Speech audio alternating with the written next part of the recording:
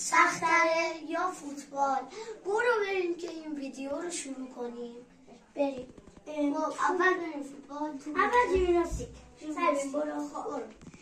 اول از حرکات آسان. احتمالاً آسان ترینشون ببینیم باورت حالا نوبت خواهم رفت.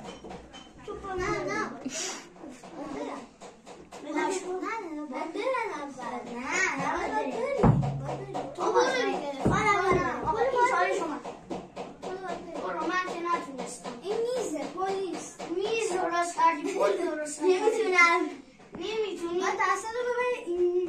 خب بسته بیا باید باختی. فعلا یکی سربین آیچ. خب حالا مراقب باش شوت خیلی زیاد بزنی. میتونی حرکت رو بزنی. یا سخته نه نمیتونی. اشکال نه. یک برابره. این حرکت خوبه. دومین سخت تره بدنم همون پله ولی اینجوریش نه دیگه نمیتونی. دوباره همون بود که پل رو رفتنی. حالا تو برو. این نفر تو برو. این نفر اول تویی. نه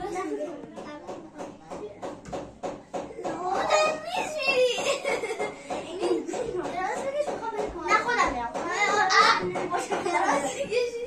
دراز بکش دسته رو ببر پشتت. نه این میزه که چجوری بریم؟ دو یک.